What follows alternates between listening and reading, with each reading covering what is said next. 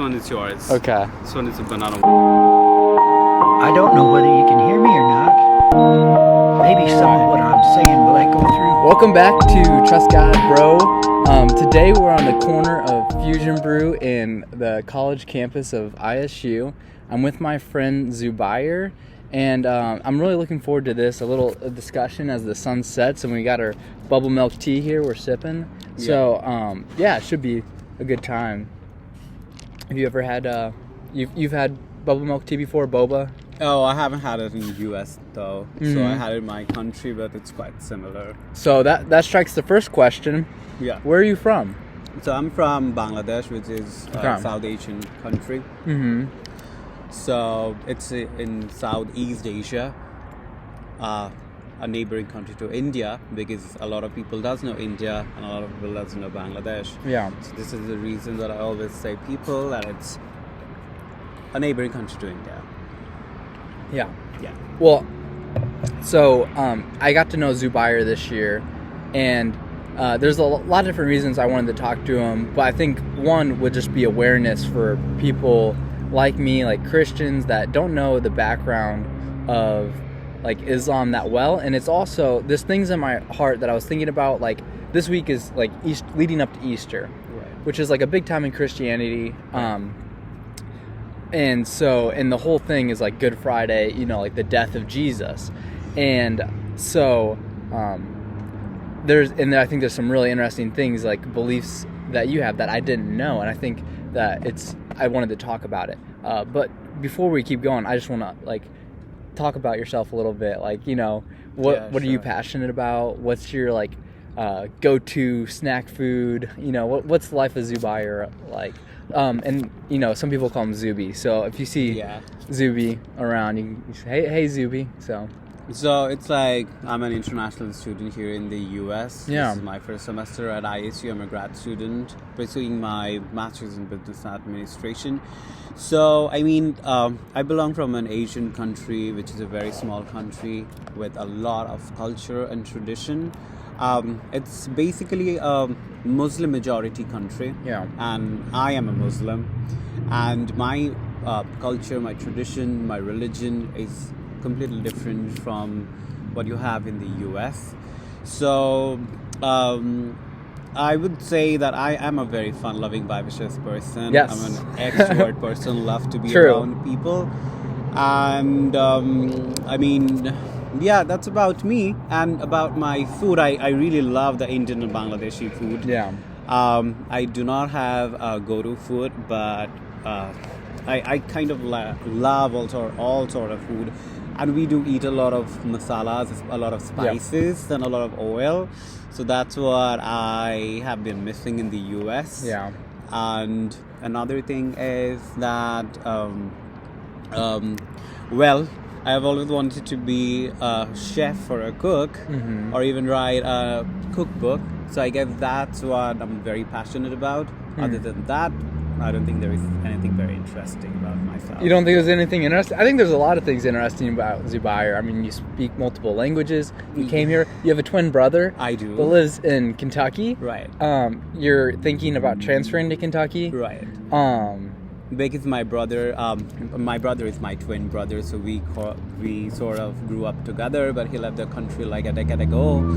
So it's been like we're reuniting after almost 10 years. Yeah. And then he's going to have a baby this July, which is why I'm very, very excited, because I love babies and I want to, be around that baby, teach the baby my culture, my religion, my language, and a lot about how we are as a nation and as human beings. So I'm very excited toward that. So that's the reason I want to transfer out and stay in Kentucky with my family. And as I said, I love being around people and family. So that's gonna be an interesting part. Yeah.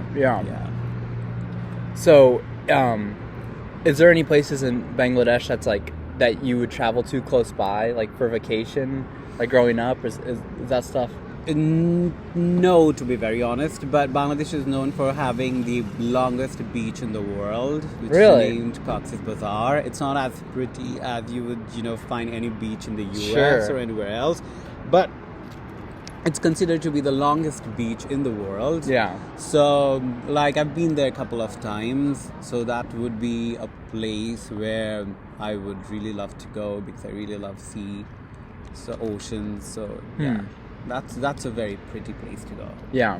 Yeah, that is cool. I never knew that, longest beach. So, yeah, like I said, the sun is setting. Timing on my part wasn't the best here, so we may move spots or something like that. And so I've got to know Zuby a little bit. So, like, I think a lot of times, like, I won't come directly at these questions. I think this is something that, like, after a while, when you get to know someone, you can start to ask these. Like, I'm not always asking you, or like stuff like this. I'm wanting to know, like, about your life and stuff. So just so you know that, like, I'm just wanting to get to understand you better. Sure. And so I'm not trying to accuse or anything like that.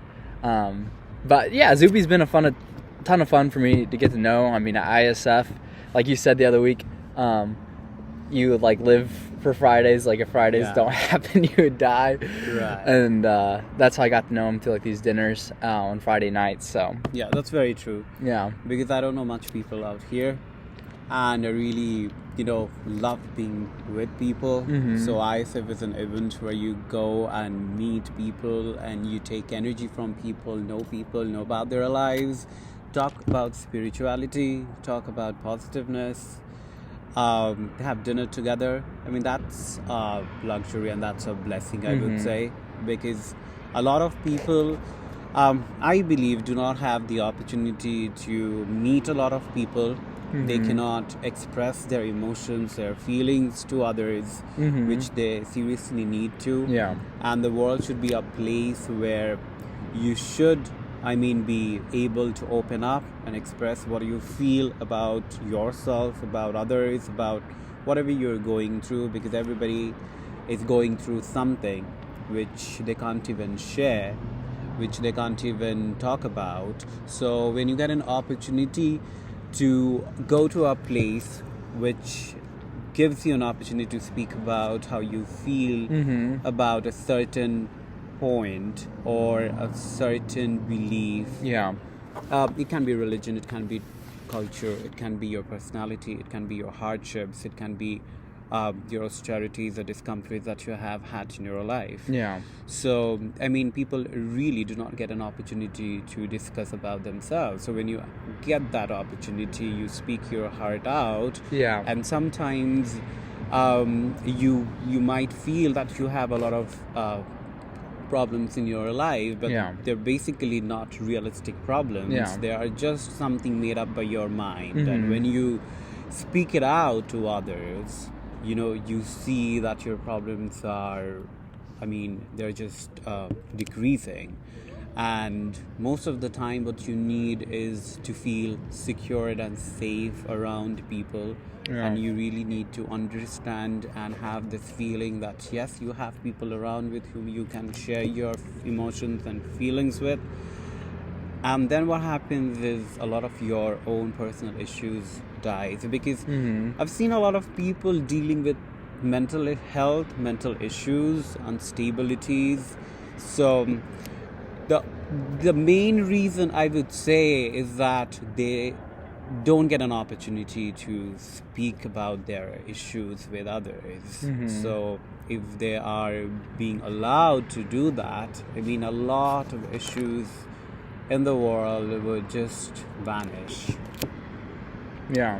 So I believe, like, not only ISF, but when you are getting an opportunity to talk about your life, your experiences, being an alien to another country, because for example, when people like us, we come from Asia or Europe or some other country with a different background and different culture, we it gets difficult for everyone to open up about themselves, and it takes a lot of time to be who they really are. So when certain places and certain gathering gives you an opportunity to mix with people and know about your culture and other cultures. It's a very amazing way of getting to know people and then express your feelings and let people know about your cultures, what you want to eat, what you like to eat, what you want to do, what sort of clothes that you wear at your own country, what sort of sentiments do you have, how well you are connected with your family, how well you are connected with your friends. So that's a very, very massive opportunity for people to do. Yeah. So I always believe that when you have a sort of gathering, when you share your thoughts, you actually, first of all, you get to know about other people's lives, and then you let people know about yourself, and you know about cultures, languages, traditions, food, and then the most important part is you don't feel alone. So you don't feel like you're the only person in this world, and you do not have somebody else to talk to. So that's I would say that's a great achievement when you can actually talk about your life with others and talk about spirituality. And talk about your faith and your beliefs. Because what I believe is faith is it's just not only a word. It's not only a feeling. I mean, it's not only a belief. It's a mixture of everything. So faith is like when I am believing in something, I'm acting on it. And if you do not have a belief, if you do not have a faith, I don't see a point, a purpose of connection, of life, and of anything. I mean, when you want to study, you're studying for a reason. When you're working for a reason. When you're eating for a reason. So everything has a reason. Everything has a purpose. So I believe you're doing it because you're believing in yourself. So everyone has a faith, and if we talk about the faith in general, so faith is something which everybody possesses. So it's like you might have a different faith, I might have a different faith, but we have a faith. And that's how I guess humanity is all about this. I mean, humanity is all about faith, belief, and working towards humanity, working for humanity, working for others, working for other humans, because it's gonna sound very morbid, but I see a lot of people having a lot of emotion towards animals here. I mean, towards their pet, which is extremely nice. But my concern is that just the way you're showing your affections, your concerns, and you're being so emotional towards animals and pets. Why can't we humans, have same sort of affection towards other humans?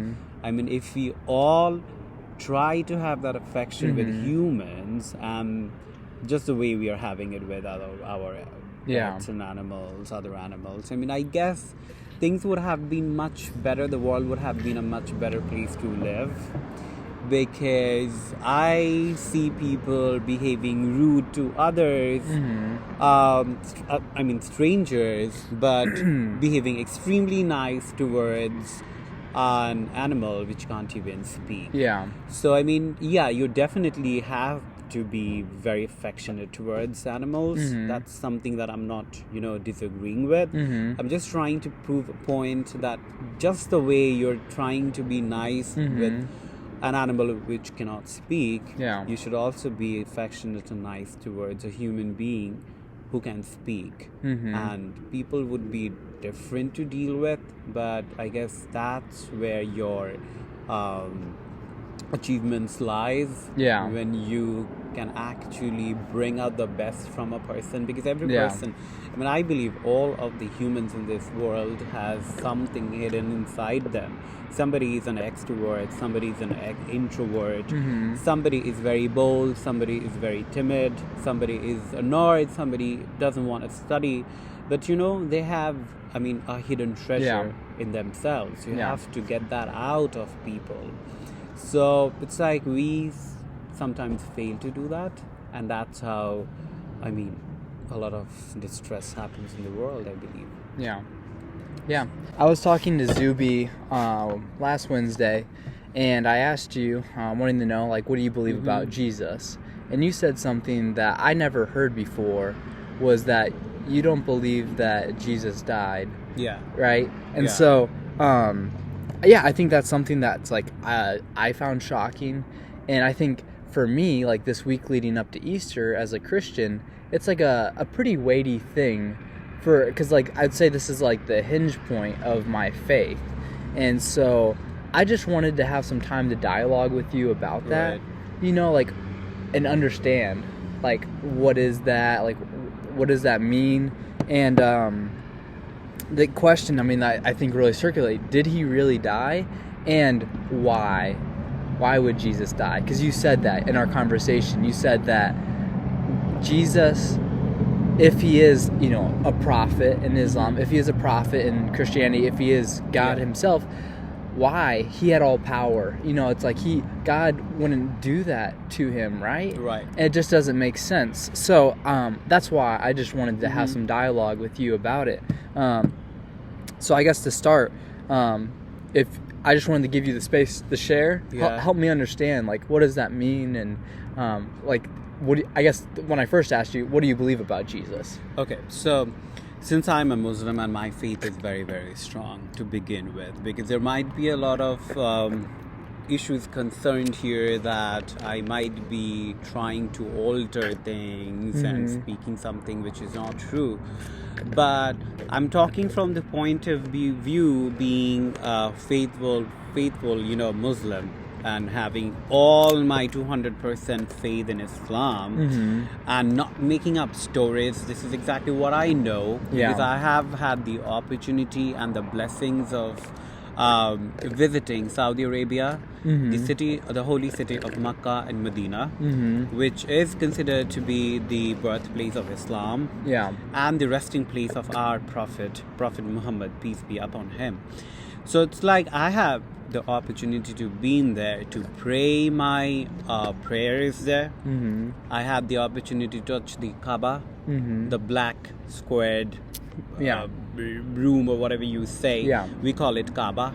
So, and we believe that exactly above Kaaba lies the heaven.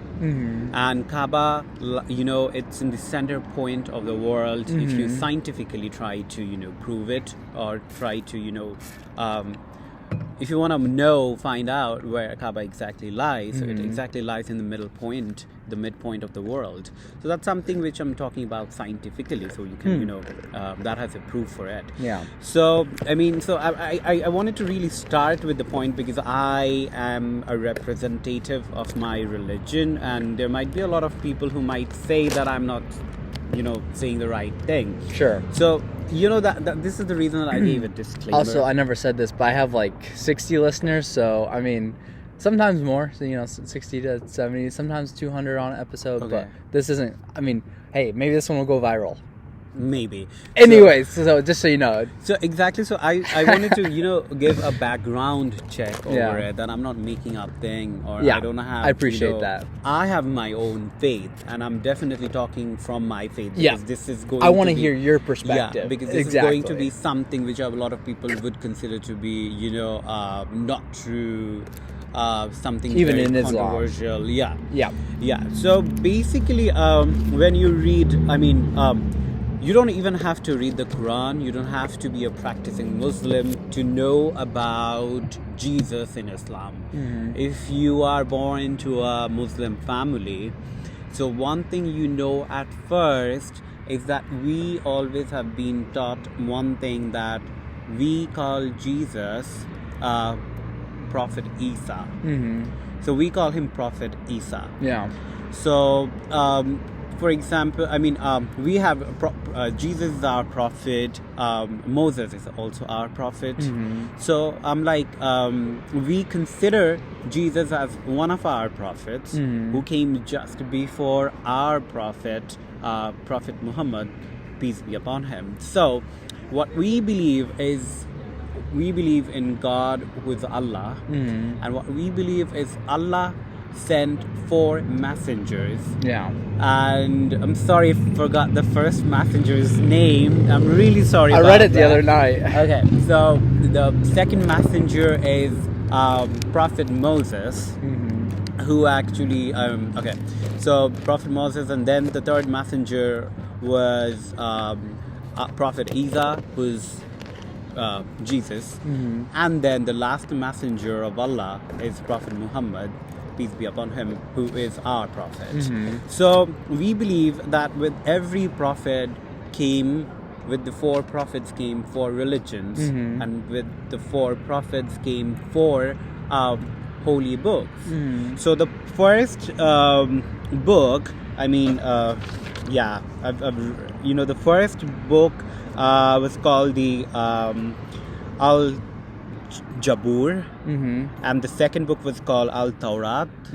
The third book was called Al-Injil in Islam. So Al-Injil is the Bible. Yeah. And the fourth and the last book, the holy book, was the Quran. So after Prophet Muhammad, there wasn't any prophet.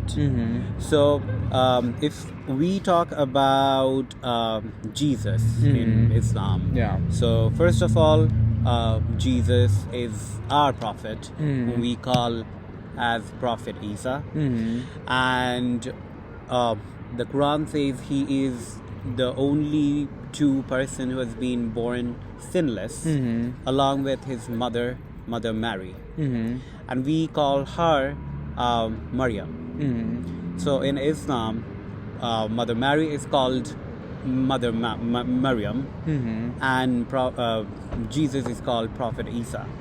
So in Quran, you will definitely find it, and in Islam, we do believe that Mother Mary was a virgin, and she gave birth to Jesus.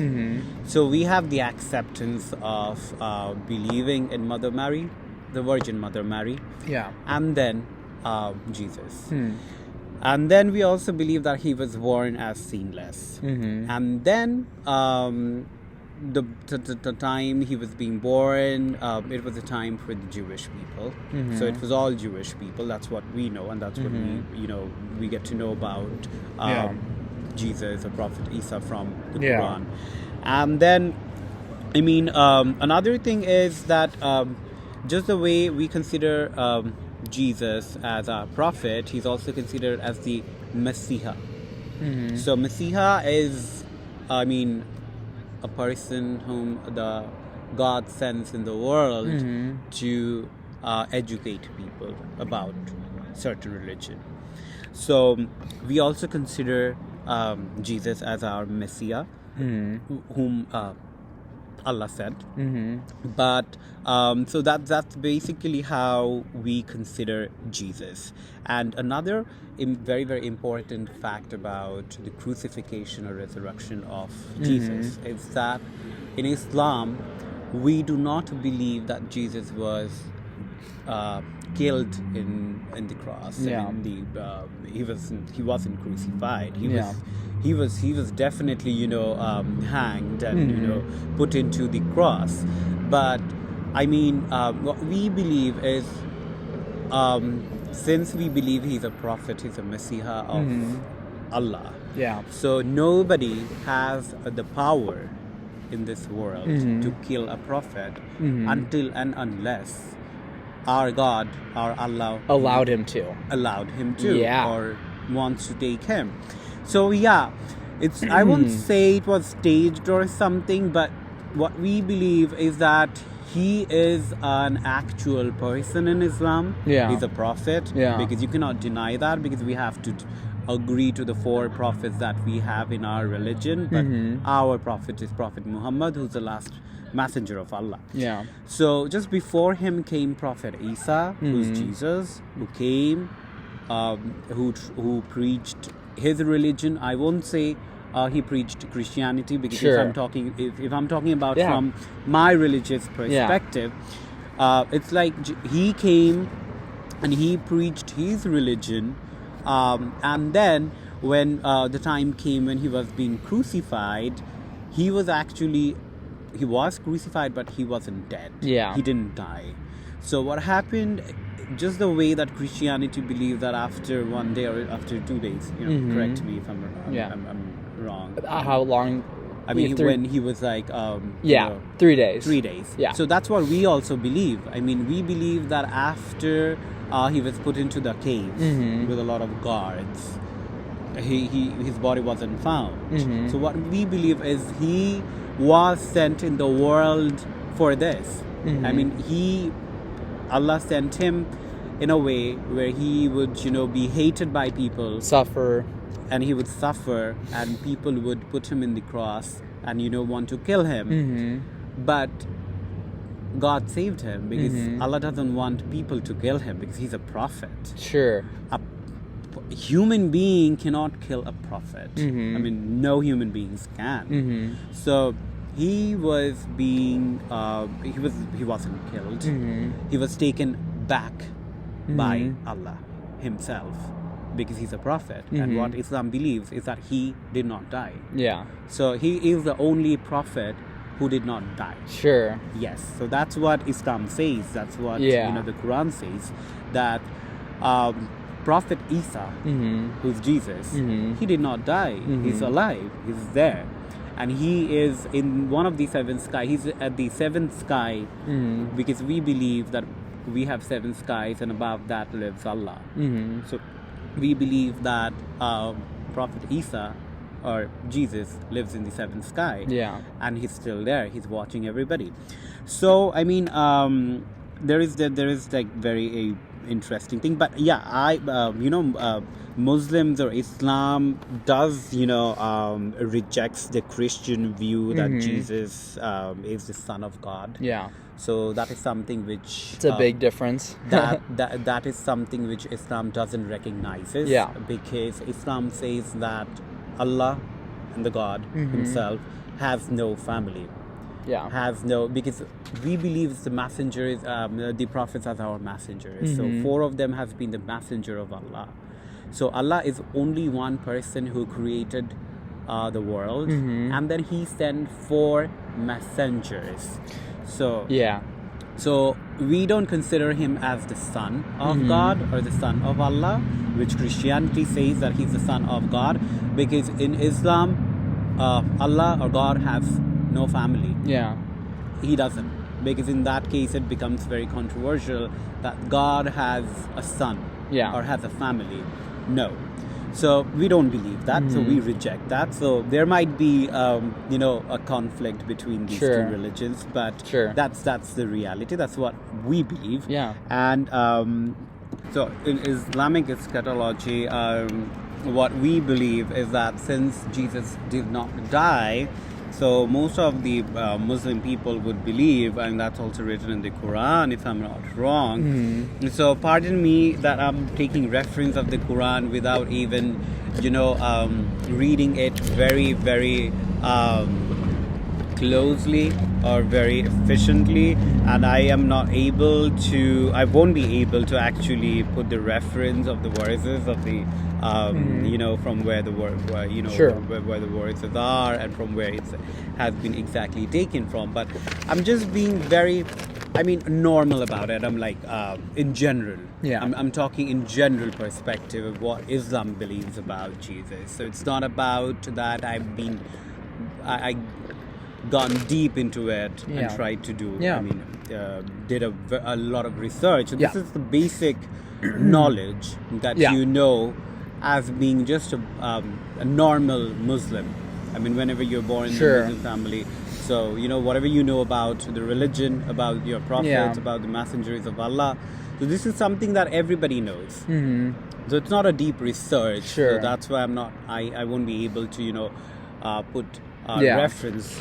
But if anybody want to, have it, they can definitely have it. So what Islam believes is that since Jesus did not die, so what we believe is Prophet Isa, with Jesus, would come back to the world because he has to die. Yeah.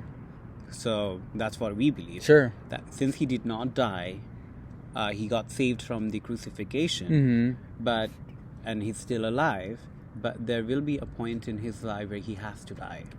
And I guess I would ask, like, why? Okay, so it is something like all the messengers of Allah, they died. They came to the world, they preached their religion, they educated people,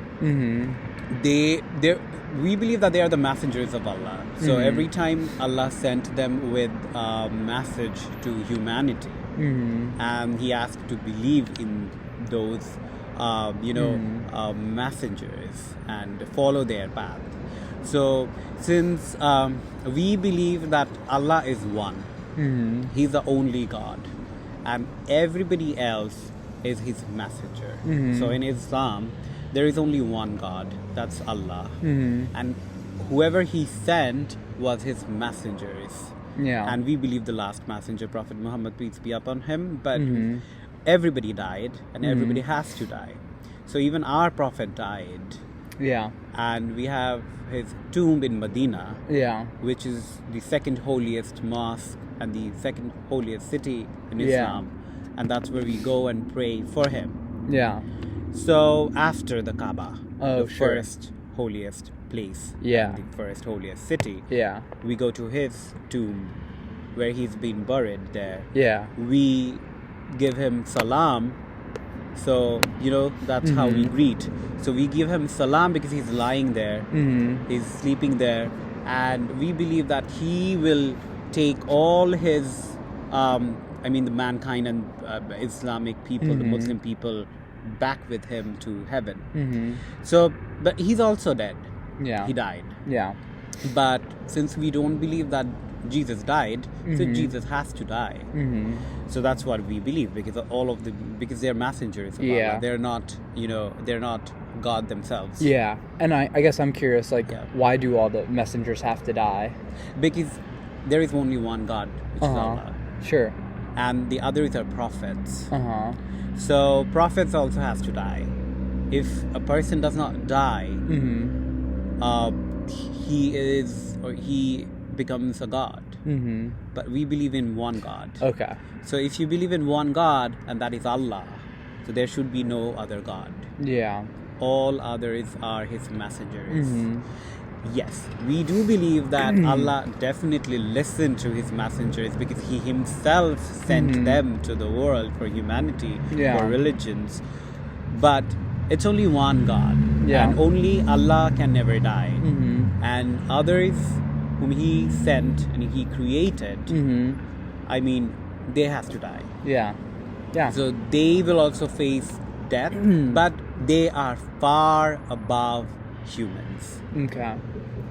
That's what I was trying to understand. What's the thought as far as because humans wouldn't be able to go up to heaven like that. Right. So you would believe, because in our religion we believe in Allah, second we believe in our Prophet, and the kalima we have, the first faith of Islam is that you have to believe there is only one God, which is Allah, and Muhammad is his messenger. So when you say the kalima, which makes you a Muslim, and that's what you have to pray when you die, when you're doing something good, when you read the kalima, which is the first faith and the first pillar of Islam. It says that there is only one God, that is Allah. Yeah. And Muhammad is his messenger. Yeah. So, and our Prophet, who will take us to heaven, who will ask Allah that I want all my ummahs, which means that I want all my believers to come to heaven with me, because he will request to Allah on the day of judgment that I want all my believers to come to the heaven with me. Yeah. So you're getting my point, right? Yeah. So he's definitely going to the heaven for you, no doubt. Yeah. So when he is going to heaven, he's taking all his believers with him. And this is the reason we believe in our messenger, because our messenger was sent by Allah to reveal the truth about Islam, to learn about the teachings of Islam. So he taught us the teachings of Islam. Yeah. I mean, God himself will not come down to the earth and teach you his religion. Yeah. So instead he sent his messengers to teach his lessons, to teach his religion, and the way you should be living your life. Yeah. So that's what these four prophets did in Islam. And then we believe in Prophet Muhammad, because he came with Quran. But we also believe that Prophet Isa came with he came with Bible, and then Prophet Moses came with Al-Tawrat, if I'm not wrong. Yeah, the Torah. Yeah. Yeah. So, I mean, so what happens in Islam is that there would be a time when the world would face a lot of, fights, war, everything. And we believe that we have a Dajjal who's also alive. So Dajjal is the evil person. He's the, we call him the Shaitan. So he would come down and he would rule the world. So, but he would be the Dajjal. He would be the the evil person. Yeah. So when it happens in the world, at that very moment, we have another Messiah named Mahdi, who would come down, who would take birth. I mean, he would take birth as a human being. Yeah. He's considered to be a Messiah. He's not a prophet. He's not a messenger of Allah. He would take birth and he would claim that I am Mahdi and I've been sent by Allah to fight against Dajjal. But he cannot do it alone because he's not a prophet. He's a Messiah. So at that moment, what will happen is Jesus, Prophet Isa, would come down from the seventh sky, and people would be able to see him, and he would land in the holy city and the mosque of Damascus. So that's considered to be the fourth holiest mosque for Muslims, because we believe that when Prophet Isa comes down from the seventh sky, he would come down first at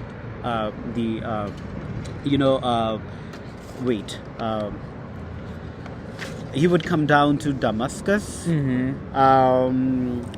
eastern Damascus. Yeah. So he would come down to eastern Damascus. Yeah.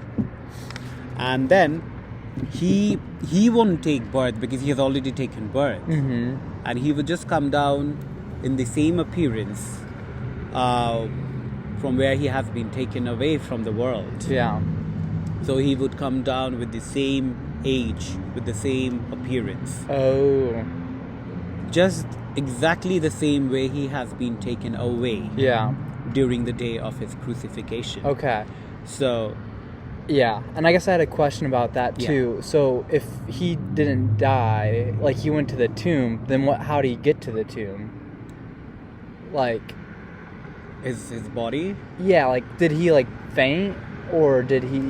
No, he wasn't died. He was like, so I'm not very clear about it, but he wasn't dead. I mean, like it wasn't delusion towards people that he died. Yeah. It was like people was believed that okay, so Jesus died and we were able to kill him. Yeah. So that was staged, but he wasn't killed. He wasn't dead. So what happened was he was taken to the cave. His body was taken to the cave. But from the cave, Allah took him back. Our God took him back. And he is in the same, his age stopped. He's just in the same appearance.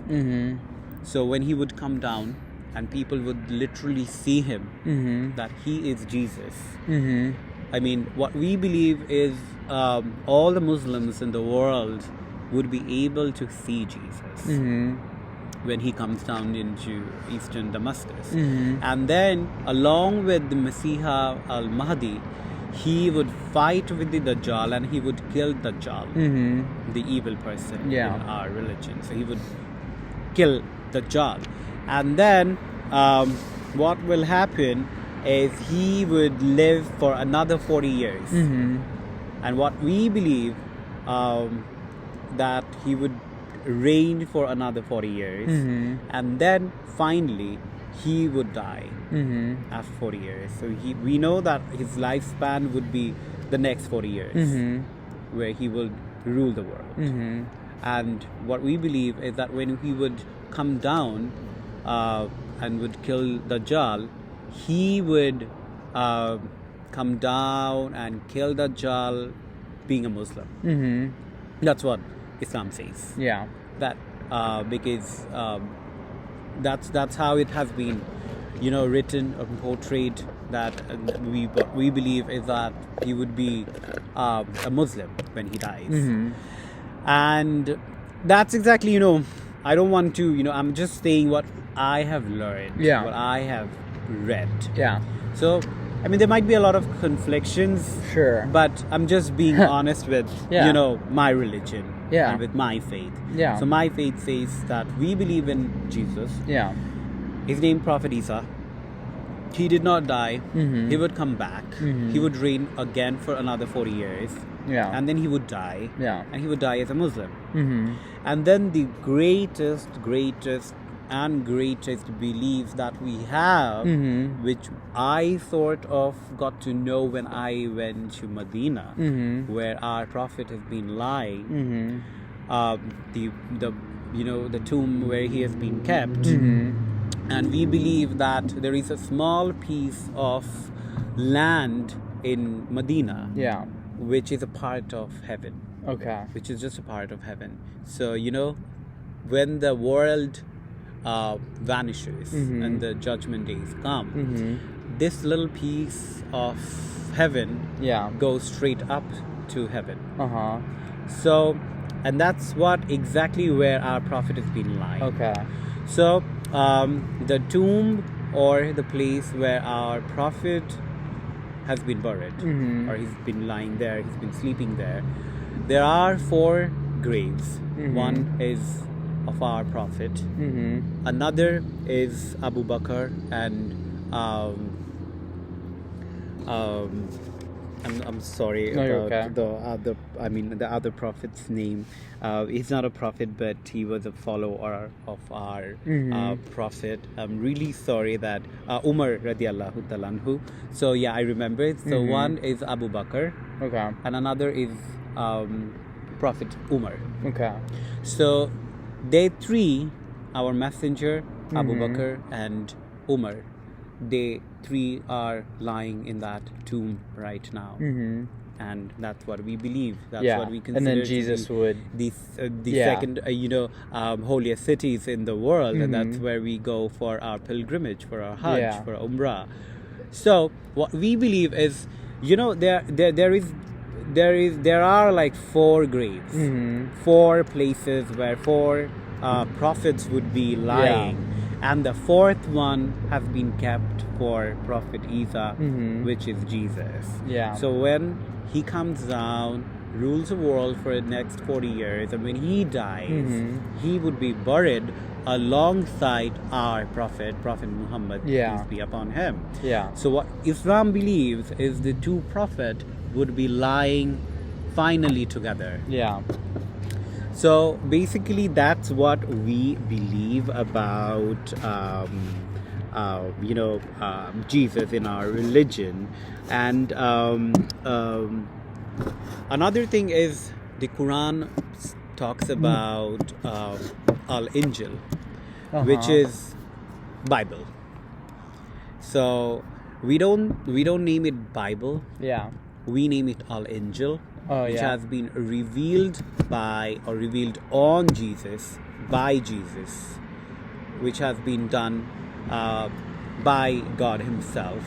I mean, since God sent 4 messengers, 4 of them there has been like 4 books revealed on 4 of them. So the third one, which was revealed by or on Jesus or Prophet Isa, is in our religion it's called Al-Injil, which is basically Bible. So in Quran there has been several times it has been mentioned that Al-Injil exists. So we do believe that if you believe in Prophet Isa, you have to believe in the book. I'm not talking about the teachings of Bible. I'm talking about the the book. Now there might be a lot of questions that if Islam believes in Bible, Islam believes in Prophet Isa, then why don't they believe in Christianity? So there is the thing that I want to give a explanation for that. So according to the messengers of Allah, so whenever Allah sent one messenger, he said to believe in that particular and we also believe that Prophet Isa, Jesus, when he was alive, when he was in the world, not alive, when he was in the world, he clearly mentioned that after me there would be another person sent by Allah who would be the last messenger of God. So Islam says that when Jesus was here in the world, he clearly mentioned it, that there would be the last messenger of God after he is gone. So we believe that he clearly mentioned it, that we would have our last messenger. So when our last messenger came, we had to believe him and believed the last teachings of Allah. So it was like all the revelations, but the final revelations, what we believe, that no matter what, how many books were revealed in the world, the last one and the best one was yet to be revealed, which was Islam. And that's why we believe in Islam first, and then even after accepting Bible, we don't believe in Bible, because we were said that the last and the best one was yet to come. So that's what Islam says. That's what Islam believes. So I'm just clearing out, because if I'm saying that Islam recognizes Bible, recognizes Prophet Isa, then why don't they recognize Christianity? I mean, we definitely recognize Christianity as a religion. But if you ask that, why don't you believe in that religion? Why don't you take the beliefs of that religion? It is like that. Even Jesus said that there's going to be the last messenger of Allah, which would be the another revelation. And God will send another prophet with another revelation. So that's how we kind of we do agree to Bible. Agree as in not agree, but agree to the point that Bible exists. But not really believe in what the Bible has to say. But at the same time, I mean, in Islam says that you have to respect all religion. You cannot hate any religion. And if a person has some other belief, you have to let that people believe that one. So you cannot force your religion towards other humans. And I mean, it doesn't force you to believe in that. So there would be a lot of people who would be teaching all the wrong things in the world about Islam and about other religions, because most of the time what happens is it's all about political and legal forces, which forces people to say and alter verses from the holy books for their own interest. So this is my personal belief, my personal opinion. That this is the reason that a lot of people does not get to know the actual reality. And also that a lot of people would be afraid of not afraid, but they would not really want to talk about what Islam believes about Jesus. So because they would think that if we talk about it, if we talk about the acceptance, there might be conflicts, there might be controversies, there might be people who would even want to kill you for saying this. But in Islam we do not consider, apart from these 4 messengers and apart from these 4 books that I mentioned earlier, I mean, we do not consider any other religion. So if there is any other religion that is not, given an importance or given any acceptance in Quran, in Islam. So that's how it says. I mean, there should be a difference that if the Quran doesn't say that, you do not have to believe that. If Quran doesn't say that, that is not right. Quran, you have to understand one thing, that the Quran is a description of how Muslim will live their life. So it's about the world, it's about Muslim people. It's about how you live your life as a Muslim. But if there is something which is not written in the Quran, you're not supposed to go and target that religion, target that humanity, I mean the nationality or whatever, that it's not written in the Quran. I mean, Quran, you have to understand, Bible and Quran are Bible, Quran and the other holy books. It only describes about that particular religion. And the people who believes and follows that religion. So if a book, which my personal opinion says, if a book doesn't mentions about any other things, you cannot, you as humans cannot, alter it or put your own perception towards it. I mean, something which is not written, which you can't even find. So I mean, a lot of Muslim people would, take something which is exactly not written in the Quran and would, try to portray those beliefs and sayings according to what they feel about it. So we do believe that Jesus is our prophet. He was born in the womb of Virgin Mary, our mother Maryam, and then he was there. He was hated by people. He was targeted by people. He was crucified, but God saved him because he was a prophet, and a prophet can never die by humans until unless God wants him to take back. So he's still alive. There would be a come when he would come in the second time in the world, would kill Dajjal, would reign the world for the next, and live in the world for the next 40 years. And then he died as a Muslim, and he would be buried alongside our prophet. So that's what Prophet Isa is in Islam. That's a good summary. Thanks for sharing that. I'm glad. I was hoping to do this in I was like, 10 to 20 minutes. But it actually took like an hour. So I'll probably break this up. And I think I wanted to, there's a lot of things I want to say, but I mean, we'll have to talk about them probably. I think this is something that's good that I can come back to and listen for myself, to understand. But I think that you said a lot of things that there's just not a lot of awareness that I had. And I think, especially when it comes to acknowledging Jesus, that's, and I can only imagine coming from the Muslim background, there's so many connotations that other people have when they think of Islam, and so I'm sure you kind of have to watch what you say sometimes, because yes, even though because of everything that's happened, you know what I mean? So so I don't know, I understand how that can be difficult when you're trying to talk about it. Exactly, because religion is a very it's a very delicate matter, very sensitive issue to talk about, and everybody is concerned about it wherever you go, in the US or in any part of the world. Wherever you go, if you talk about religion and if you hurt other sentiments, that's very very aggressive. And I believe one thing, that religion is a personal belief.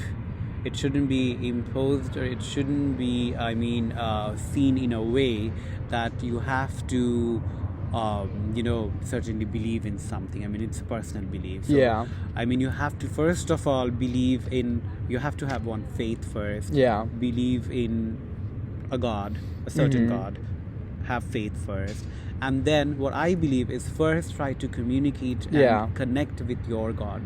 If you believe in a religion, if you believe in a God, what you have to do is you have to ask God, despite of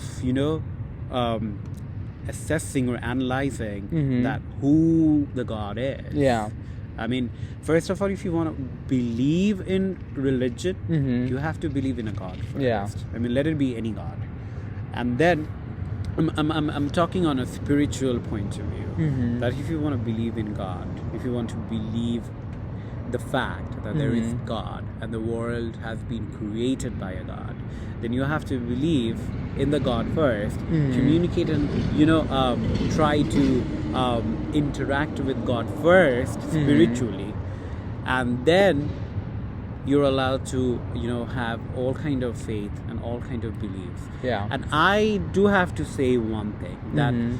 if you are a religious person, or even if you're a spiritual person believing in God, you have to understand one thing, that God created you. Mhm. Okay? Yeah. So you might be different.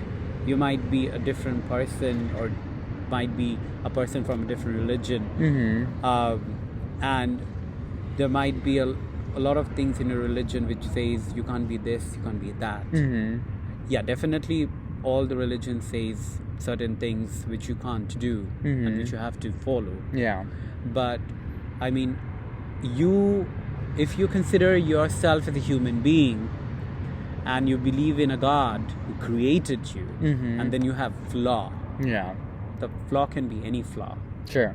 If you can't, you definitely have to correct that flaw in you. Yeah. I mean, if you have a habit of stealing, then you have to stop it. Mhm. If you have a habit of hurting people, you have to Mhm. stop it, because Yeah. that's something which you can work on yourself. Sure. If you wanna, if you have the opportunity to educate yourself and you're not educating yourself, then you should educate yourself. So when you have an opportunity to correct yourself, to fix yourself, definitely you have to do that. Mhm. But if you're being born as somebody, Mhm. or I mean, for example, if a person who's born without limbs, without hands, without legs, I mean, what you can do, what can you do? You can't do anything. Then you can't blame God for that, and you can't hate yourself. You have to accept yourself. You have to believe that. If you believe in religion, if you believe in God, you have to believe that God created you the way it is. It can't be undone. Nothing can be changed. Yeah. So you have to accept yourself. You can't have a resentment with God. You have to understand that God sent you for a purpose. If you're being born in a different way, Yeah. in a different physical condition, or your sexuality, or anything that you can't change, Sure. or your mentality, or your emotions, Yeah. you have to believe one thing, that God sent you like this, and you cannot have a resentment with God for that. So even if your religion says other things, but my question is that if you believe in God, you if you have any questions, you ask directly to God, rather than believing in what a person from a religion has to tell you. Yeah. I mean, yes, we do have to, I mean, follow the books of all the religion. We will have to follow all the rules that one religion tells you. But what I personally believe spiritually is, if I believe in God, there is no one above God. And if I am doing sins knowingly, and then if I am guilty of it, if I am regretting of what I did, and I know that I did sins and that wasn't correct, and I'm understanding that, I mean, you should always ask forgiveness to God, and it's God who would decide to forgive you or not. Yeah. Rather than there would be a lot of people saying, "Oh, you killed another person, you committed a murder." Okay, so there is no going back. You're going straight away to hell because you did something very bad. I mean, don't believe in that person, because if you believe in God, if you regret, if you're guilty of doing that, if you wanna ask forgiveness from your God for the rest of your life, do that. Yeah. Because finally it's up to Him to forgive you or not. Yeah. And I believe one thing, that God gives you the opportunity to pray. So I mean, there would be a lot of times when you pray to God and you don't get what you want, and then you said, "Oh, I prayed it to God, but God didn't give it to me." So God didn't give it to you because all gods, whichever God you believe, what I believe is, if I'm asking something to my God and I'm not getting it, it's because that God doesn't want me to have that, because He has better plans for me. So I believe in one thing, that God's plans are better than your wishes and your dreams. So you never know what He has written for you. Yeah. So you might be asking for, oh my God, I want an iPhone, I want an iPhone, and I have the ability to buy one, but I didn't get it. That's because, that would have not given you the pleasure, or it wasn't being beneficial for you. That's why you didn't get it.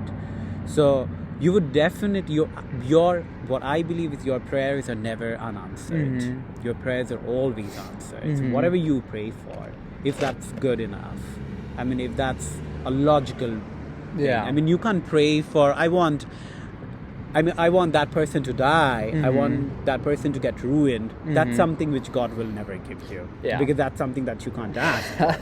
But if you're asking something good for you, for yourself, for your family, for your friend, and that's not happening, God is not giving that to you, you have to, you can't be sad, you can't have grudge and resentment against God. You have to understand one thing, that didn't happen because it didn't happen for good.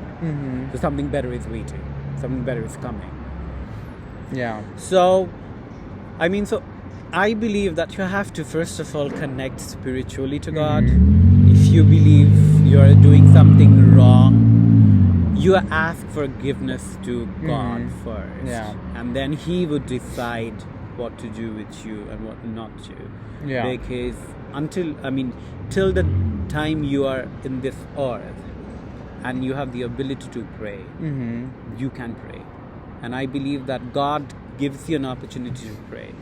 So there would be a lot of people who thinks that I have everything in my life, I don't have to pray. I feel that person is the most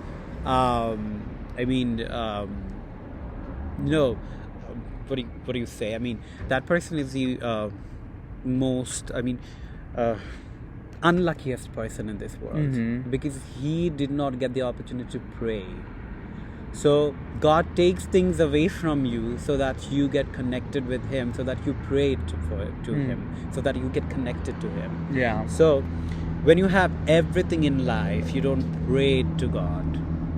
So you believe, when you can't pray to God, you're the most unluckiest person, because you're not being connected with God, because you have to connect with God. So when you connect with God, you feel secured, you feel safe, you feel safe, you feel secured, you feel that you have everything in your life.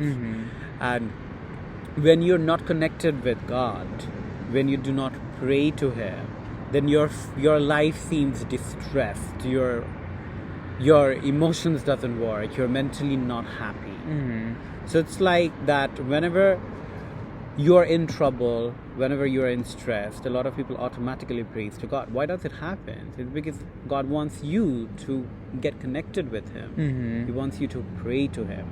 So if God is giving you an opportunity to pray to Him, it's because He loves you, because He wants you to pray to Him. Even if that is, even if you are given something bad, if He has put your life into trouble or distress, that doesn't mean that he's not liking you. He doesn't like you. He put you in that position because He's testing you. So that you pray to Him. So you would see a lot of people having everything in their life, but they're not happy. The reason is that these circumstantial, materialistic things in the world is not what makes you happy. So sometimes you having everything, you're not happy. Then again, when you pray to God, you're being happy. You're staying happy. And there are a lot of people who have nothing. No money, no house, no car, no shelter, no clothes. But then again, they're praying to God and they're mentally happy. They don't need anything else. It's because that person is being connected with God. He's asking everything to God. He's asking for forgiveness. He's asking for, God, give me this and that. So it's all about, the opportunities that God gives you. So if you have everything and you don't need to pray, because sometimes you would meet a lot of people say, I don't need to pray to God because I'm getting everything. Yeah. Maybe my parents is giving it to me, maybe somebody else is giving it to me. So you have to understand one thing, that it's not your parents who's giving it to you. It's God who's making your parents give it to you. So for example, I mean, I am standing in the road without any car, and like I'm doomed. I don't know how to go home. My home is like an hour away. I can't even walk. I'm in the middle of the night, and I'm just like, I don't know how shall I go home? And then I'm praying, God, please save me. Save me out of this. I don't know how you would do that, but save me. Yeah. Make me reach home. Yeah. And then suddenly you see a car passing by. Yeah. And there is somebody who's like, you know, asking you to, you know, give a lift, saying that, okay, I'll drop you home. Yeah. And then you get dropped by home, and then you're like, oh, thank you that you came and saved me. So it's not that person who saved you, it's God who saved you, because God sent that person. Yeah. So you have to believe in one thing, that God is beyond your limitations, your expectations, your sight, your views, and everything. You can't expect God to come down and help you. He would definitely send other humans to help you. Yeah. He would make a situation where you would be, you know, able to get uplifted. It's not, you won't see a magic happening, because this world is not a place where a lot of magic happens. It's all about humans. You have to understand that if you're asking for money, that, oh my God, I need to have an operation, but I don't have money to pay to the doctor for the operations, and you're like, I don't know, God, do something. And then some of your relatives is coming and saying that, oh, I arranged the money, so you take the money. And then you're thanking that person, oh my God, you saved me. No, it's not. It's not that person saved you. God sent that person with that money. So God is saving you. So everything has a medium of communication, and that medium is what God is planning. Yeah. And that's what He planned, and ultimately you're getting benefited out of it. Yeah. I mean, so you won't see that a miracle is happening. So you have to believe in God, and then God will help you out through somebody else. So this is what I believe, that whenever you are seeing someone in distress, and you want to help that person, I would say that you always help a person. You know, it's not about that you are doing anything extra. It's that the other person's prayer is being answered through you. God is sending you to answer that person's prayers. For example, we are talking here, we are sitting here, and we are having this podcast. Yeah. And then we would see somebody who's just, you know, crosses us and says that that person hasn't eaten for few days, and I still have my coconut milk, and I'm giving it to that person and saying that you can have it. Yeah. So you have to understand one thing, that I am not doing anything extra. That person prayed to God, that God, please, I am hungry, give me some food. Yeah. And then what is happening is He is coming across us. Yeah. And then I'm giving the food to him, or the tea to him. Yeah. And he's having it. So God is basically answering his prayers through me. So that's what I believe. So when you have an opportunity to do charities, you do it. Because it's nothing that God wants you to do. It's that somebody else's prayer is being answered by you or through you. Yeah. So whenever you see someone tripping in the road, you go and, you know, try to pull that person up. So just that you're doing, you see a lot of people doing it, and you would see a lot of people not doing it. So the people who does not do it, God doesn't want them to, you know, help them. But when you are doing it, it's a bit that it's happening because that person's prayer is being answered through. Yeah. So basically, that's what I believe about spirituality and about religion and about God. Yeah. I thank you for sharing that. It's been good. I didn't notice until halfway through, but you're wearing this shirt called Hit Snooze. I thought it was the funniest thing ever. So, yeah, it's cool. Yeah. But I think something I wanted to ask was that you would agree that Jesus was crucified, you know, and like, why would God let, you know, his prophet, like, why would he let Jesus be crucified? Okay, so what Islam says is that he was having a conflict with the Jewish people, and the Jewish people hated him for the kind of path he was showing to others. Yeah. And they were clearly, they could clearly see that the world was listening to him, and their power, their dominance was getting down. So they hated him. So they wanted to hang him. They wanted to kill him. So, I mean, that's why our God sent all the prophets, because when Prophet Muhammad was there, our messenger was there, our last prophet was there, he also had to go through all of the fights with the Jewish people and with people who has no beliefs. So all the prophet had to rebel, because God sent messengers and the prophets to educate those people who had no faith or who had other faith. Yeah.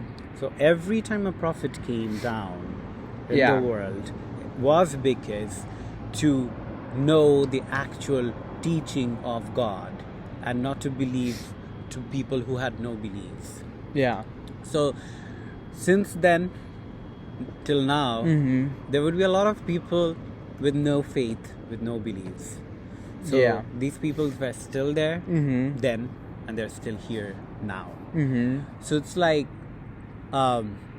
they were always there not to have a very peaceful life, because they were asked to preach the religion, to bring people in the right path, which all the prophets did.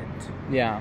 But finally, since everybody was humans, they couldn't, it's not about losing and winning, that who won and who did not. Yeah. I mean, just the question that you did, so would be like, if God is the creator of the world, and if he is sending messengers, then why people are killing them, and why, God is doing this, and the prophets are being suffered? It's because, so that you have a balance.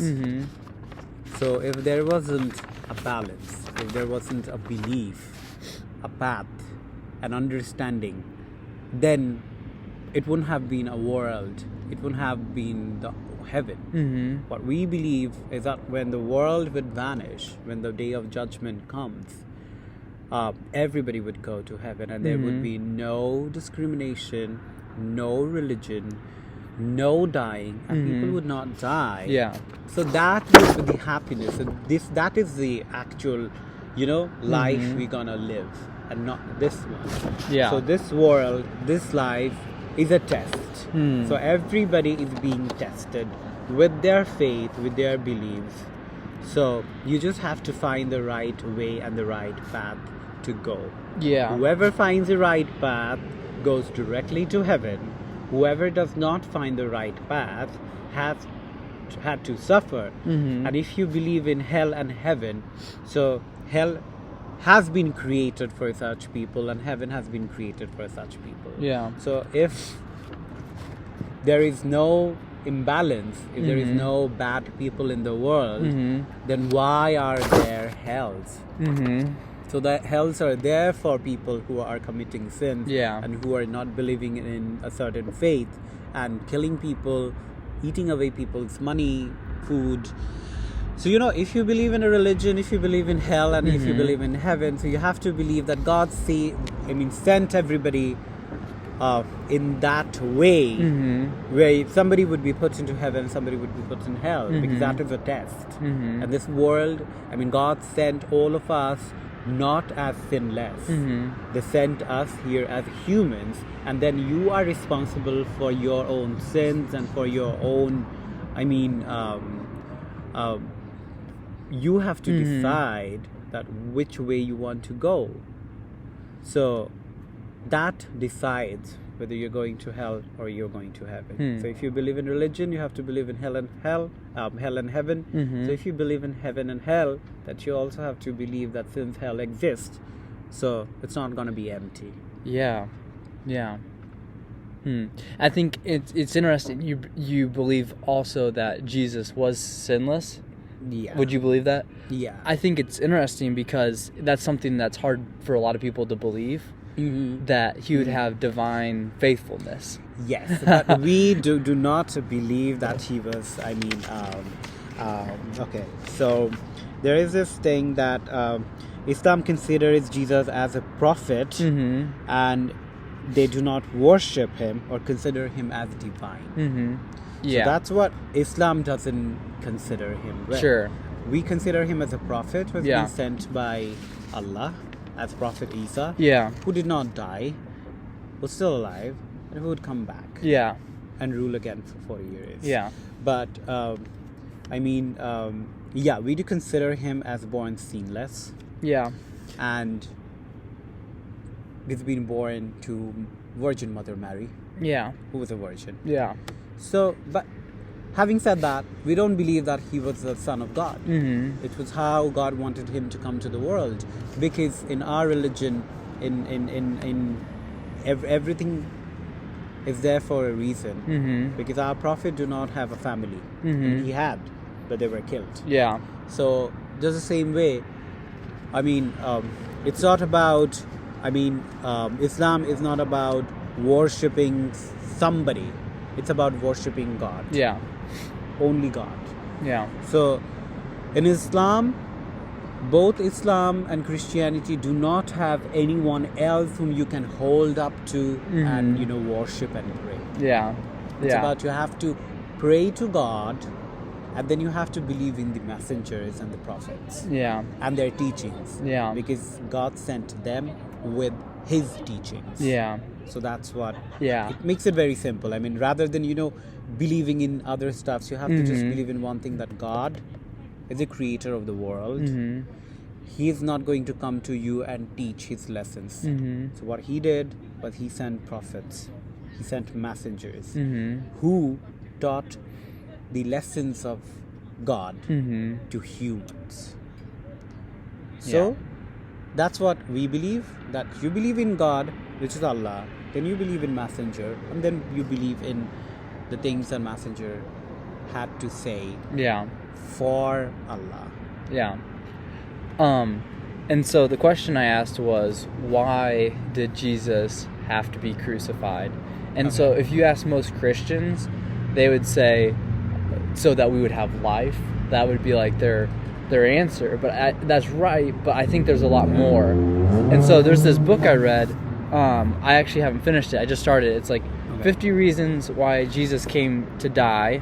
But it also talks about and to suffer. So I know you wouldn't agree with like the death, but like, why would God do this? And so first of all, it's like God is sovereign, and there's in Genesis, in like the Torah, Genesis 50:20, it says, what you meant for evil, God meant for good. So like God is working like a good purpose through his suffering. And so I guess the question is like, what are these purposes? Like what is the cause for this? So I'm not going to go through all 50 of these, but I think when you think about it, it's like a diamond, and like sometimes we just look at things like two-dimensionally, and when you turn this diamond, there's like so many different sides to it, and so I think for me it's just cool to think that the impact that, so you talked about forgiveness, and I think that's something that we all want to know, like am I really forgiven? And so for example, what if you stole my car? What if you crashed it in a Fusion Brew? What would happen? What will happen? What would happen if you crashed my car in a Fusion Brew? I'm definitely committing a crime, damaging property, affecting people's business and your car, obviously. So that is something that if I do intentionally, is a crime. So I mean, you probably face some Yeah, jail time. you would do. Yeah, so you're being Yeah. punished for Yeah. doing that, Yeah. for committing the crime. Yeah. But I would like to answer to one point that what I believe about the crucifixion Yeah. of Jesus, and that since I won't believe that he died, and but if you ask me that why did this happen? Yeah. And what is the purpose? So I would say that when Jesus was alive, he said it very clearly that another messenger would come. So every messenger came to the world with a purpose, and they lived the time which was allocated for them by God. So Jesus was the only prophet Yeah. who was allocated for a huge amount of time, Yeah. so that he doesn't die. I won't say he's immortal, but he came with a fortune where he would live for a long time. Yeah. So he was sent to the world for a reason, and it was planned, it was written by God, Yeah. that he would live in the world for this amount of time, Yeah. and then after that he would be taken away, and then he would be sent back again for another purpose, Yeah. which is to kill the Dajjal. Yeah. And then when the purpose is being served, then he would die. So what I would try to comment from my personal belief, that for whichever reason our God sent Prophet Isa in the world, Yeah. wasn't done. It wasn't it is incomplete. Yeah. So he would come back to finish his work, Yeah. to finish his purpose, Yeah.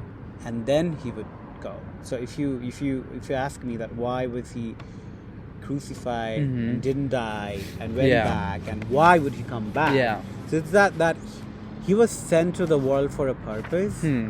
So he lived in the world and did what he was asked to for humans, Yeah. and then the purpose was it should be end here. So he should be taken back, Yeah. and then he would come back again, Yeah. with the purpose which is not being fulfilled yet. Yeah. So I mean, if you did, I think, so you would say there's still a purpose for Jesus. Yeah.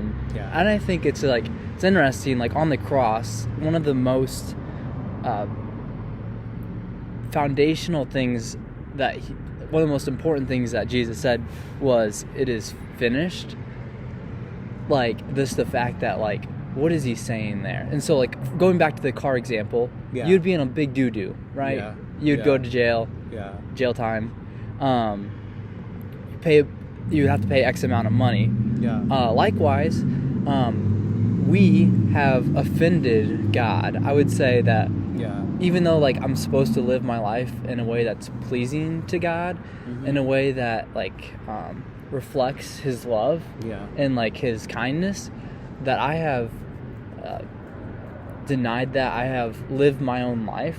Like, I make myself the king of my life. And what that does is that I mean, would you say that offends God? Like, when we live not according to his purpose? I mean, yeah. Yeah. I mean, Yeah, because God sent humans to follow his religion. So you're supposed to follow certain rules.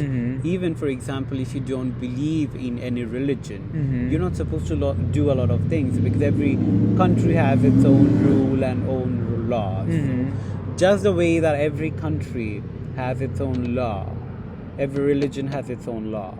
So when you are breaching the laws of a country, you are being punished. You're being put under jail. I mean, behind jails, behind bars. Yeah. So just the way you are accepting the fact that you cannot do many things in the country because your law doesn't allow you to do that. Yeah. Just the way religion says so. So if your religion says not to do this, So definitely you're offending God, Mm-hmm. because that's what God asked you not to do, Yeah. to do. So when you are, breaking rules, you're offending government, you're offending the Supreme Court or the law, judiciary, which you're not supposed to do. So when you're going against your teachings Mm-hmm. in your religion, you're definitely offending God. Yeah. Because there should be a way of living life, a way of choosing what you want to do and what you don't want to do. So you just can't be doing whatever you think is right for Yeah. you. So there Yeah. must be a purpose, there must be certain restrictions and limitations which should be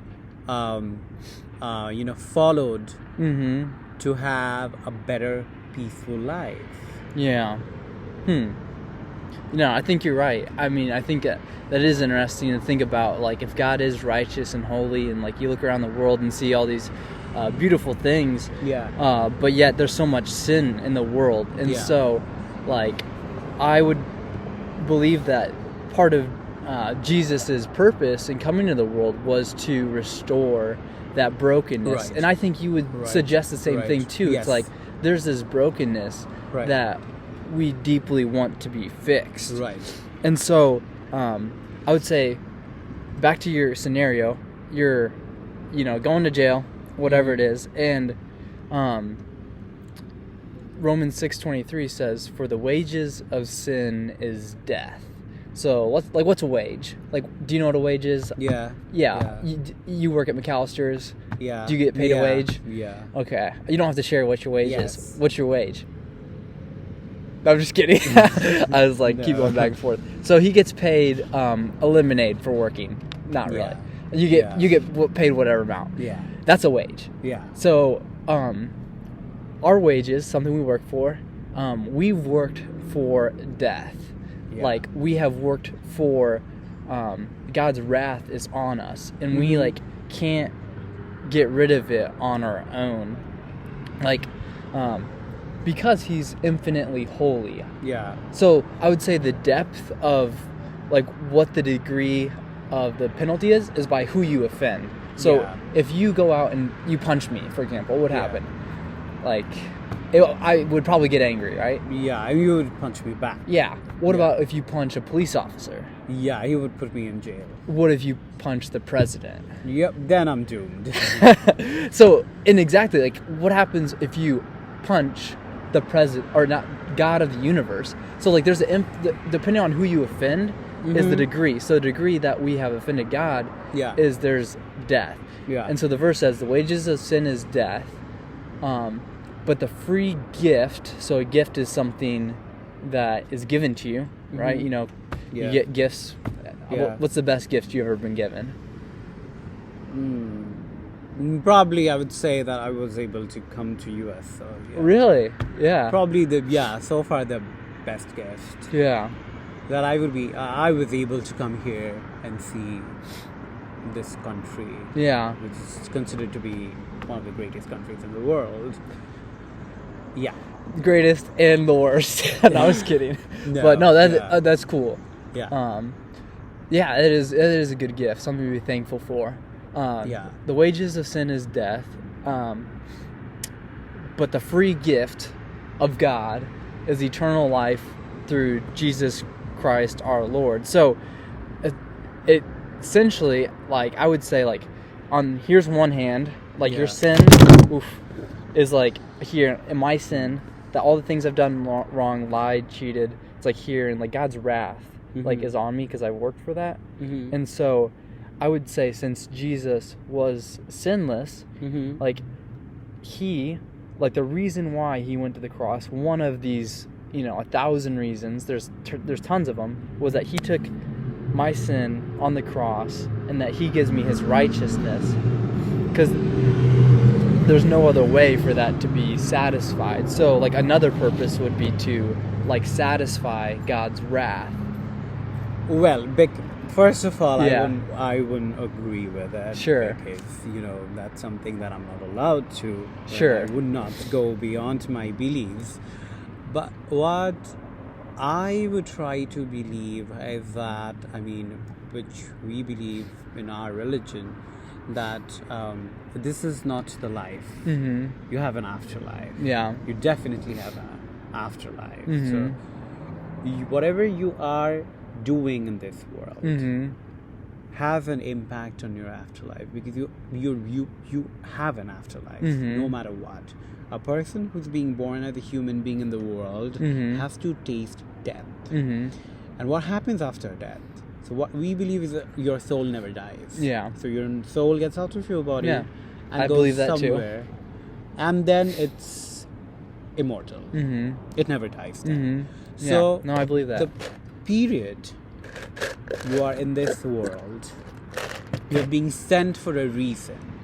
You've been tested. So you see the world, you are being able to judge, to decide what is wrong and what is right. Yeah. So you see religions, you see what to do and what not to, and you decide which way to go.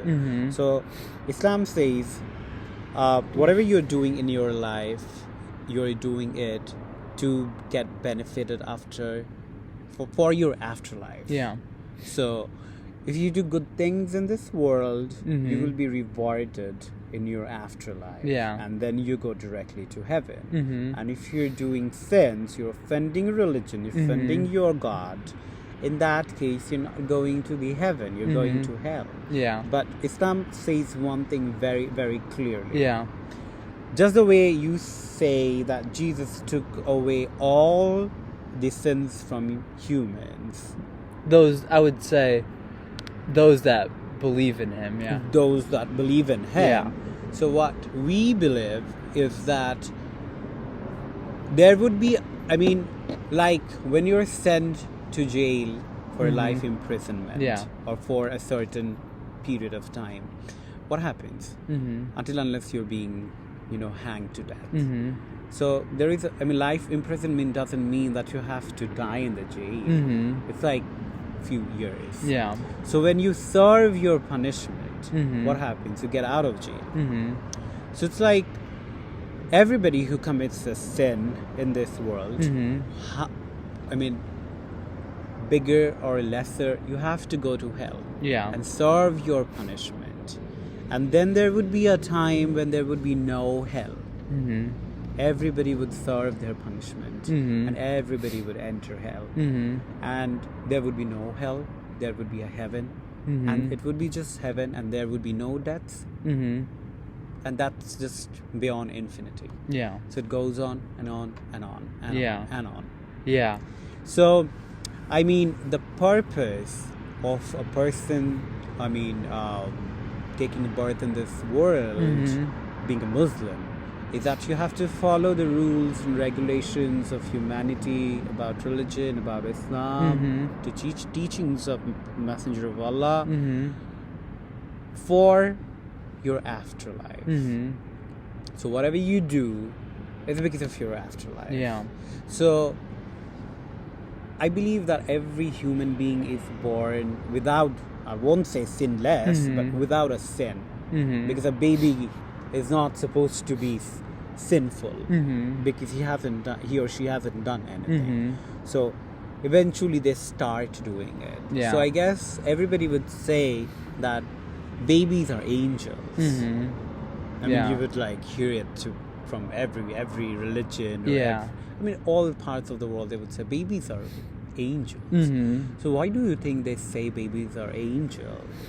Because they haven't committed any crime yet. Yeah. They can't even talk, they can't even walk, they can't even express anything.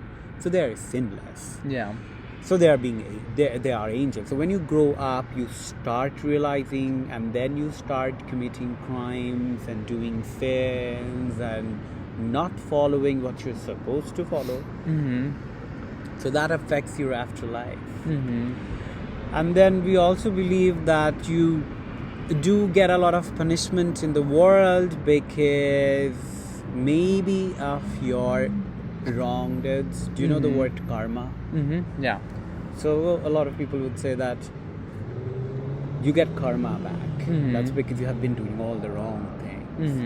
It isn't like because you're not regretful for that. You're not guilty of it. Yeah. So previously, when I said that whatever sins you are doing, you should ask forgiveness to God and you should pray. It's only when you are guilty of it. You know that you have been doing it all wrong. But there would be people who would not realize it, and then they face the karma. Yeah. So when you see a person facing karma and getting all the bad things in their life pay back, it's because they were not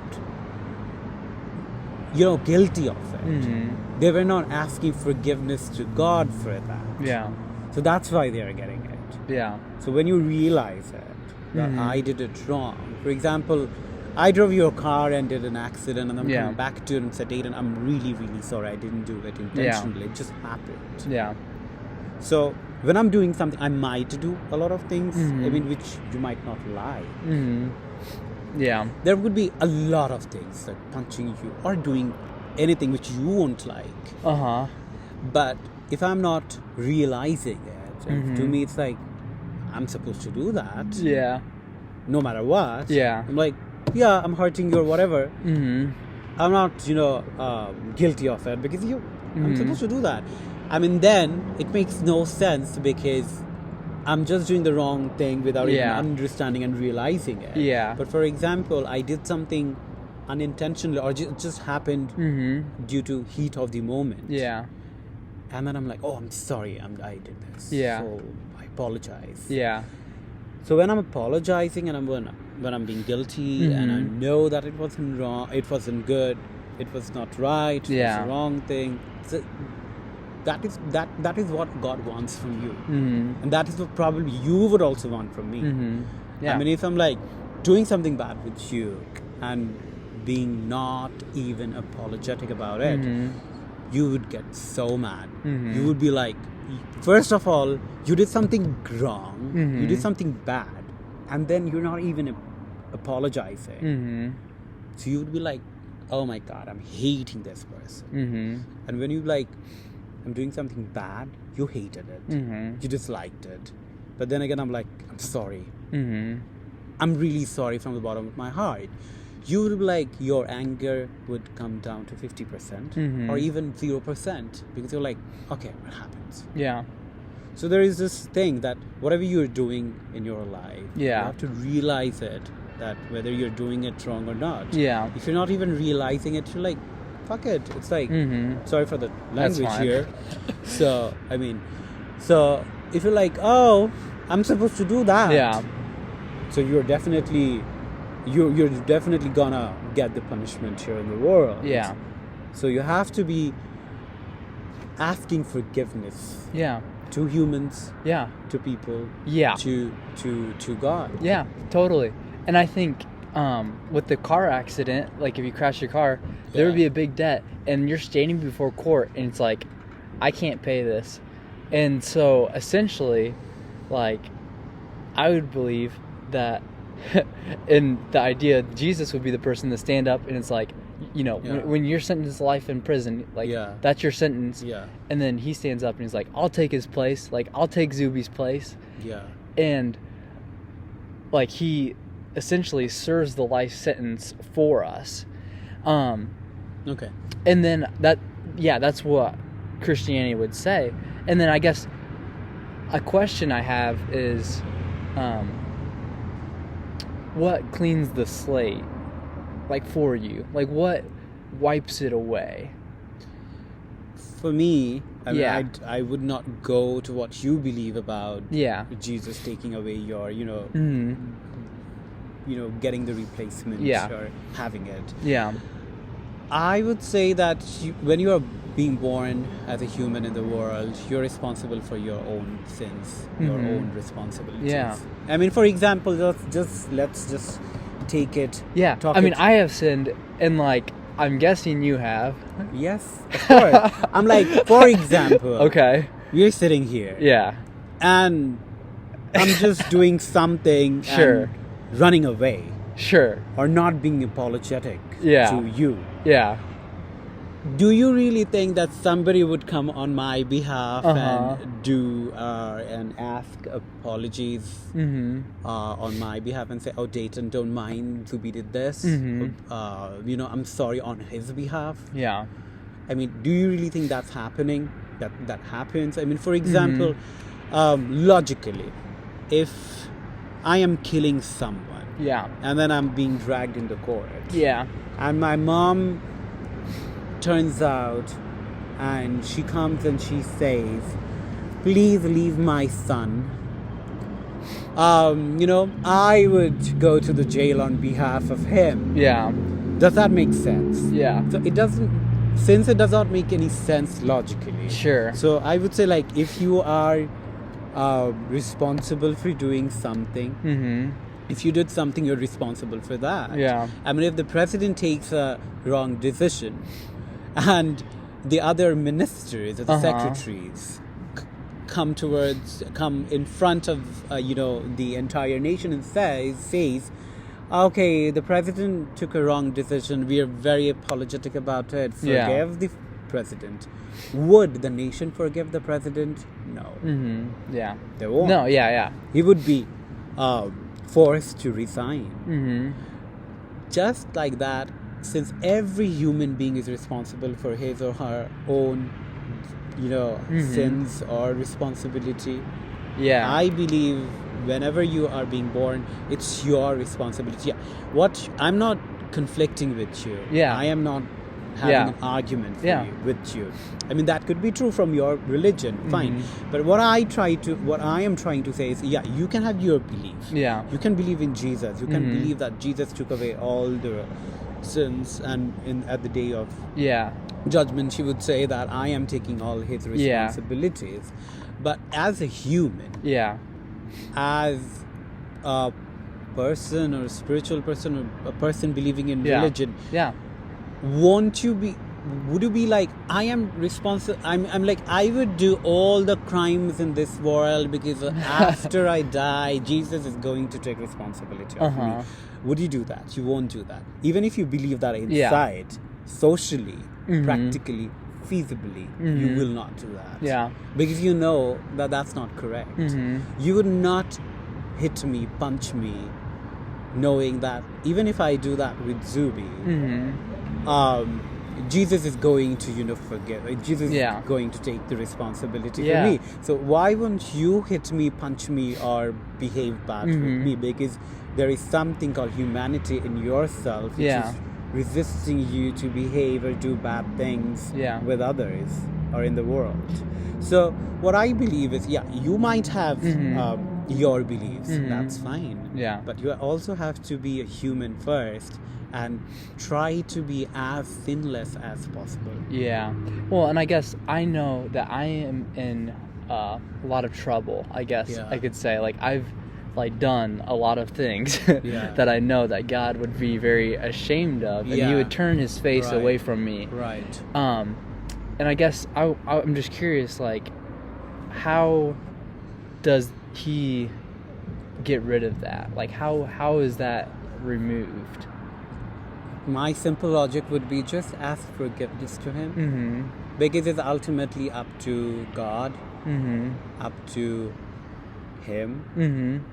Because if you believe that the world is being created by a God, and everybody happens for a reason, and you're guilty of it, so you should be asking forgiveness to God first. That's the simple logic that I have, rather than thinking about what can I do.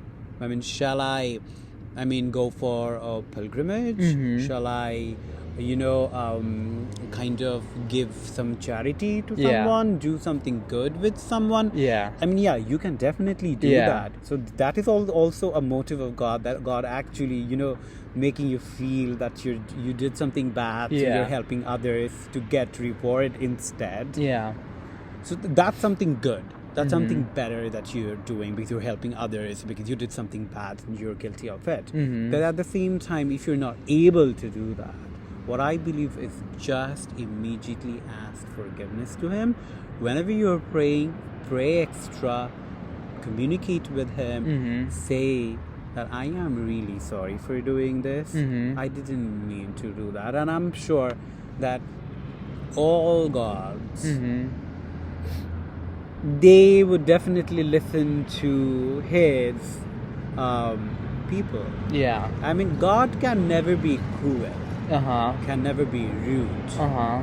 Even if you do whatever bad. Yeah. I mean, that's a blessing that Yeah. you're being able to ask forgiveness. Yeah. I mean, that Yeah. is also a blessing. Yeah. And I guess, do you remember the movie Death on the Nile? Yes.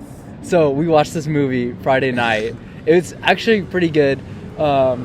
Anyways, in the movie at the very end, like, you know that all this crap has gone down, and like they're all leaving this boat, and then they look, you know, each other in the eyes, like look at the detective in the eyes. It's like they tell him what they're gonna do next. You know, it's like there's these people that have committed this great crime, and they're the villains, I guess you could say, in the movie they were killed. But something in your heart doesn't feel right. Like in my heart, it didn't feel like there was justice, right? Yeah. Like I felt like something more should happen. Like you can't give me back the lives of those people you took. Yeah. That's what I wanted. And I think when, like, if you crash your car into the building and you had to pay him, you know, it cost $1 million, you don't have the $1 million, and you say, hey judge, I'm sorry, like, forgive me. The judge can be compassionate and say, I'm letting you go. Yeah, but at the same time, he says, someone has to pay this price. There's still a cost for what you did.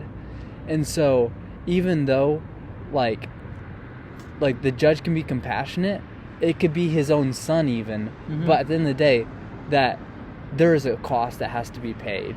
Yes. And that, you know, he can't just say, forget it, you know, yeah. Exactly, that's what I believe. Yeah. I mean, somebody has to pay for it, and first of all, it's you who has to pay for it. Uh-huh. Because you're responsible for Yeah. whatever you're doing. Yeah. You can't blame somebody else, or you cannot bring someone else to pay for you. That's injustice. Yeah. A lot of things cannot be undone, Mm-hmm. but you have to try the best that you could, you know, cover for it. Yeah. Yeah. So, anyways, we're about to hit the 2-hour mark. Oh gosh. So, I'm just gonna thank Zuby real quick for sticking along for the longest podcast ever recorded in the Trust God Bro history.